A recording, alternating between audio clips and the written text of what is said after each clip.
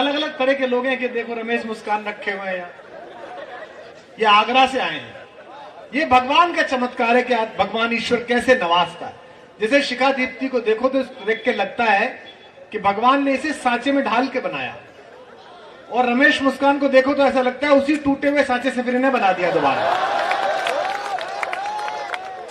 ये private builder का कार्यक्रम है और ये पीडब्ल्यूडी की पुलिया। रमेश मुस्कान बड़े हंसते खिलखिलाते आदमी हैं। ये आगरा में पैदा हुए, आगरा में रहते हैं। हर कवि को आगरा जाना पड़ता है, लेकिन हम लोग लौट आते हैं, ये वही रहते हैं। तो आज यहाँ पधारे हैं और बड़े प्रसन्न हैं। मुझे आज भी याद है कि 2 वर्ष पहले शायद विवेकानंद जयंती पर कार्यक्रम हुआ था देहरादून में। तत्कालीन मुख्यमंत्री जी थे उसमें ये थे। उसमें इस समय के मुख्यमंत्री को सब ज्यादा यही पसंद आए। उन्होंने कहा भाई साहब आपने बहुत अच्छा पढ़ा। तो मुझसे बोले भाई साहब ये आदमी आगे जाएगा। तो मैंने कहा क्यों? बोले इसने आपकी तारीफ नहीं की, मेरी की थी। तो अगर जो कुछ भी शपथ ग्रहण हुई है उसमें थोड़ा बहुत योगदान रमेश मुस्कान का भी है। एक बार जोरदार ताली बजाकर आप उनका पार्थिव शरीर आमंत्रित करें।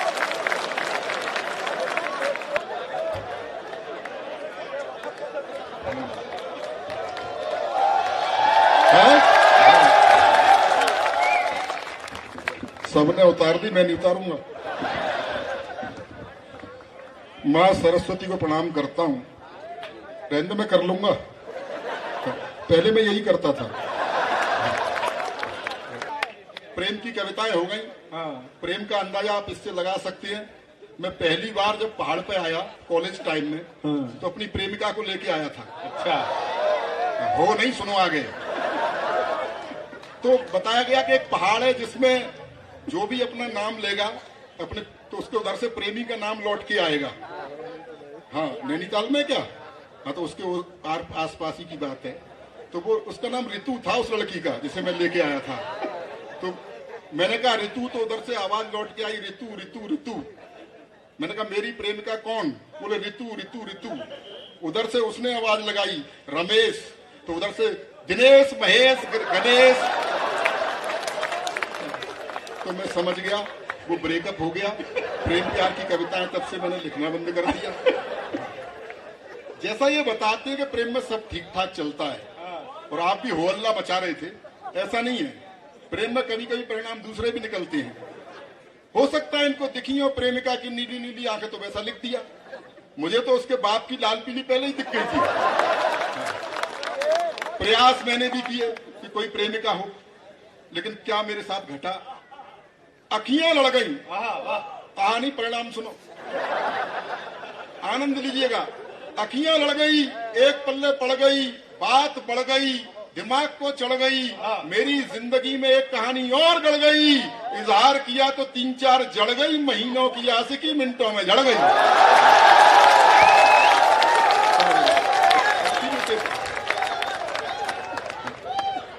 ओह क्या कूड़, चीख निकल रही है। काफी लुटे पिटे बैठे हुए हैं। अद्भुत ही कर दिया। डॉक्टर कुमार विश्वास, जैसा मैंने बताया, हम चौहलबाजी कितनी भी कर लें, लेकिन वो सच में मुझे प्रेम करते हैं। और कई देशों की यात्रा मैंने इनके साथ की है। ऐसा नहीं मुझे इसलिए ले जाते हो कि प्रेम करते हैं, क्योंकि वहां से इज्जत बचा के मैं ही लाता हूं। तो भैया आदमी कविता और ज्ञान तो बाद में सुनता है, पहले तो कदकाठी देखता है। जैसे ये एयरपोर्ट से बाहर निकलते हैं तो विदेशी कहते हैं कि भारत में भुखमरी है। बाद में मैं निकलता हूं तो समझ जाते हैं क्यों है। और इनके साथ में कई जगह जाते हैं, वीआईपी व्यवस्थाएं मिल जाती हैं। आजकल तो वाई सिक्योरिटी ने मिली हुई है, कमांडो वगैरह आ जाती हैं चारों तरफ से घेरा। इनके साथ हमें भी मिलती हैं, आइए घेरा बनाओ घेरा बनाओ घेरा बनाओ। मैंने कहा भैया इनका बनाओ, मेरा तो बना हुआ है। तो ये प्रेम है, लेकिन सच्चाई तो ये है, मैं और इस बात को गंभीरता से कह रहा हूं सच में, कि डॉक्टर कुमार विश्वास काव्य जगत का वो हीरा है, ऐसा चमकता हुआ हीरा है कि जिसकी, पहले पूरी बात तो सुन लो, ऐसा चमकता हुआ हीरा है जिसके पास हम जैसे कंकड़ पत्थर बैठते हैं तो वो भी चमक उठते हैं। मैं जिस तरह की कविताएं लिखता हूं, 1-2 व्यंग्य छणिकाओं से आपको जोड़ना चाहता हूं। तमाम तरह की समस्याएं, प्रेम प्यार पर काफी हल्ला आपने मचा लिया। युवा पीढ़ी के लोग यहाँ बैठे हैं, एक समस्या को रेखांकित करना चाहता हूँ। पूरे देश की नहीं, पूरे विश्व की समस्या है। बात आप तक पहुंच जाए तो आपका प्यार चाहूंगा। स्वागत है रमेश। सेना की भर्ती की लाइन में खड़े एक बूढ़े को देखकर, सेना की भर्ती की लाइन में खड़े एक बूढ़े को देखकर ऑफिसर गरमाया। उसने बूढ़े से कुछ इस तरह फरमाया, बुड्ढे शमशान प्रतीक्षा कर रहा है और तू सेना में भर्ती हो रहा है, क्या दिमाग में कीड़े पड़े हैं? तो बूढ़े का जवाब था, नंबर आते आते बूढ़े हुए तो हम क्या करें, लाइन में तो जवानी से खड़े हैं।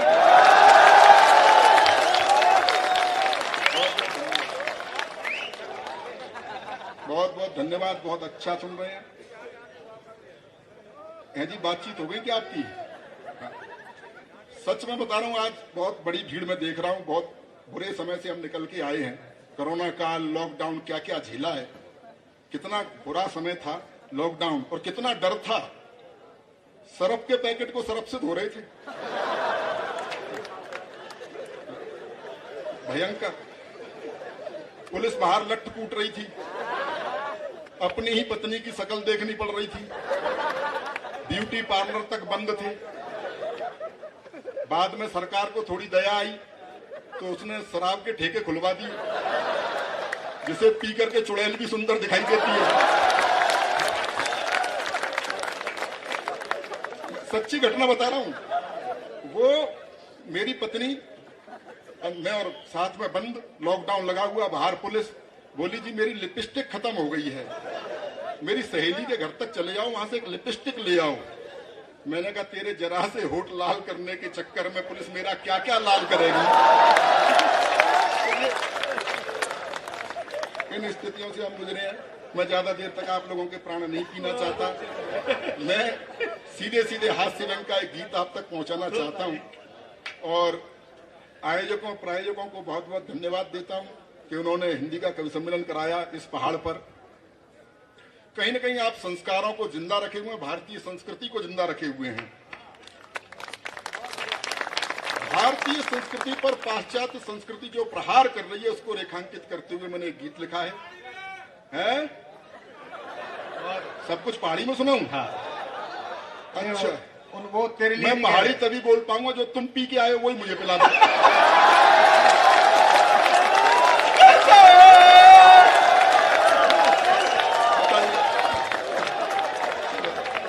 अरे गोलू देवता की भाई बात, जवाब नहीं रमेश, जवाब। हाँ हाँ हाँ हाँ, घर चलूंगा, घर सुनाऊंगा। तो मैं एक संस्कारवान, मैं गंभीरता से बात कर रहा था, बीच में आ गया भाई। नहीं, वो तेरे लिए नहीं कह रहा, वो रात को इतने बजे रोज करता है ऐसे। ये कोई नई बात नहीं है। हम तो पशु मेलों तक में जाते हैं, और वहां क्या होता है, आदमी अगर गलत डिसीजन ले ले, तो वो पशु, राजस्थान में पशु मेले होते हैं, उनमें सरकार कराती है, बजट भी होता है, तो कवि सम्मेलन करा देते हैं। दिन में जो पशु खरीदते बेचते हैं वो शाम को हमारे श्रोता होते हैं। झुंड बना के बैठ जाते हैं, गोला बना के आपस में बात करते हैं। हम कहते हैं भाई इधर ध्यान दो, वो कहते हैं आप अपना काम करो, हम अपना कर रहे हैं। उनका कोई मतलब नहीं होता। अच्छा, ऐसी जगह पे आप कविता शुरू कर दो गंभीर, तो बड़ी दिक्कत होती है। सच्ची घटना बता रहा हूं, मैंने कविता पढ़नी शुरू कर दी धौलपुर में, कि जीवन क्या है, मैं दार्शनिक हो गया अचानक, कि जीवन क्या है समझ न पाए हम अब तक भैया। ये लाइन मैंने 2-3 बार पढ़ी, कि जीवन क्या है समझ न पाए हम अब तक भैया। सामने श्रोता बैठे जिन्होंने पशु खरीदे बेचे हैं, वो समझ नहीं रहे हैं। मैं कह रहा हूँ जीवन क्या है समझ न पाए हम अब तक भैया। सामने से खड़ा हो गया, बोला ले वे आए भैंसिया, हम तो ले चल दे गैया। ऐसे ऐसे श्रोता हमें मिलते हैं। मैं एक वो कविता विशेष आप तक सुनाना चाहता हूँ, और ये कविता मैं गाकर सुनाऊंगा। गजेंद्र प्रियांशु ने जैसा गाया, शिखा जी ने बहुत शानदार, तो आप ऐसी उम्मीद मत करो। मैं कैसा गाता हूं इससे आप अंदाजा लगा सकते हो कि बचपन में जब मैं गाता था तो मेरा भाई छत पे खड़ा हो जाता था। मैंने कहा भाई तू छत पे क्यों खड़ा हुआ है? बोला मोहल्ले वालों को बताना चाहता हूं कि मैं नहीं गा रहा हूं। इस कविता की भूमिका में बताना चाहता हूं कि एक संस्कारवान किसान का बेटा पढ़ने के लिए विदेश चला गया, और वहां उसका प्रेम एक मॉडर्न लड़की से हो गया। जो पूरी तरह पाश्चात्य रंग में रची बसी थी। और रची बसी क्या थी? लिपि पुती थी। कुछ दिनों बाद उसे लगा कि इसके साथ मेरा निर्वहन नहीं हो सकता, इसके साथ नहीं निभ सकती, तो उसने उसे पत्र लिखा कि मैं तुम्हें प्यार नहीं दे पाऊंगा। और क्यों नहीं दे पाऊंगा, सारे तर्क उसने उसमें लिखे, वो आप तक पहुंचाना चाहता हूं। एक बार तालियां बजा करके माहौल दे दीजिए। बहुत अच्छा। जो उसने लिखा सुनिएगा। ओ कंप्यूटर युग की छोरी, क्या हुआ? कई एंगल से झुक गए वो। हाँ, पढ़ो। पढ़ो? कोई बात। जो उसने लिखा, अब सुन लो जरा। ओ कंप्यूटर युग की छोरी, ओ कंप्यूटर युग की छोरी, मन की काली तन की गोरी, किंचित तो अपनी बाहों का गलहार नहीं दे पाऊंगा, करना मुझको माफ, मैं तुमको प्यार नहीं दे पाऊंगा। ओ कंप्यूटर युग की छोरी, क्यों नहीं दे पाऊंगा? तर्क सुनिए कि तुम फैशन टीवी सी लगती, मैं संस्कार का चैनल हूँ। एक एक तर्क पे आनंद लीजिए। क्या बात है भाई बारे में। कि तुम फैशन टीवी सी लगती, मैं संस्कार का चैनल हूँ। तुम मिनरल वाटर की बोतल में गंगा का पावन तुम करो गाड़ियों की मांगे में पाँव पाँव चलने वाला। तुम हेलो जनसी जलती हो, मैं दीपक सा जलने वाला। तो चमक दमक वाला तुमको संसार नहीं दे पाऊंगा, करना मुझको माफ, मैं तुमको प्यार नहीं दे पाऊंगा। यो कंप्यूटर युग की छोरी, लड़की मॉडल है, मॉडलिंग करती है कि तुम रैंप पे देह दिखाती हो, मैं संस्कार को जीता हूँ।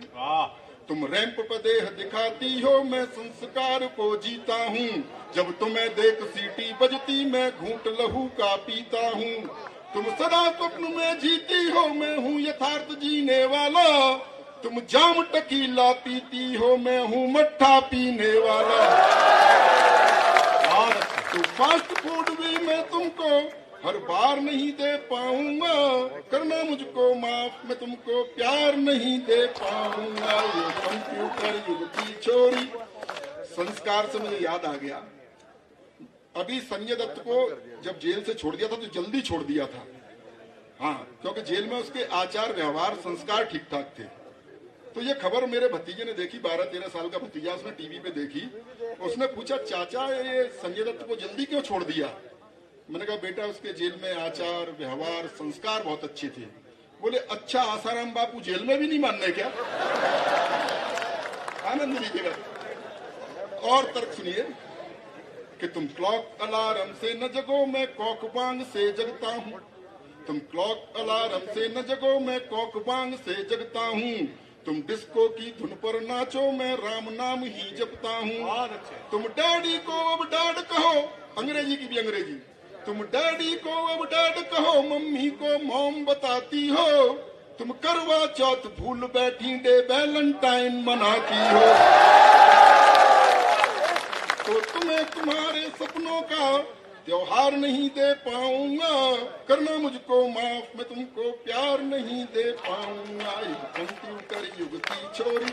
और तर्क सुनिएगा कि तुम पॉप म्यूजिक सी बजती, मैं बंसी की धुन का धुनिया। बहुत अच्छे रमेश। तुम पॉप म्यूजिक सी बजती, मैं बंसी की धुन का धुनिया। मुझ पर डॉट फोन भी ना, तुम पर इंटरनेटी दुनिया। तुम मोबाइल के मैसेज सी, मैं पोस्ट कार्ड लिखने वाला। तुम टेडी बियर सी लगती, मैं गुब्बारा उड़ने वाला। तुम भौतिकवादी सुख साधन संचार नहीं दे पाऊंगा, करना मुझको माफ, मैं तुमको प्यार नहीं दे पाऊंगा। अंतिम बंद पढ़ता हूं और इसमें कुछ प्रतीक राजनीति से हैं। कवियों का, साहित्यकारों का किसी भी राजनीतिक दल से कुछ लेना देना होता नहीं है। जैसा बताया कि सच बोलते हैं और सच ही बोलेंगे। मस्ती में लिखा है, मस्ती में सुन लीजिएगा। मैंने जैसा बताया उत्तर प्रदेश से आया हूं और यहाँ हमारे यहाँ तो नेता बड़े कमाल कमाल के हुए। मुलायम सिंह जी ने एक बार बयान दिया था, काफी चर्चा में रहा था, कि लड़कों से गलती हो ही जाती है। बाद में नारायण दत्त तिवारी जी ने माथा कूट लिया था, बोला गलती से लड़के हो जाते हैं। आनंद के लिए सुनिए, अंतिम बंद है और इसमें जो अंतिम नाम आए उन्हें प्रणाम कर लीजिएगा क्योंकि वो हमारे कुनबे से थे कि मैं धरती पुत्र मुलायम सा तुम हो कठोर माया जैसी। मैं धरती पुत्र मुलायम सा तुम हो कठोर माया जैसी। मैं सिंह गर्जना वाला हूँ तुम हथनी की काया जैसी। तुम सब कुछ अपना हार चुकी, तुम सब कुछ अपना हार चुकी। मैं जीता हुआ जुआरी हूँ तुम इटली की रानी जैसी। मैं देसी अटल बिहारी हूँ। तो तुमको अपने जीवन की सरकार नहीं दे पाऊंगा। करना मुझको माफ, मैं तुमको प्यार नहीं दे पाऊंगा।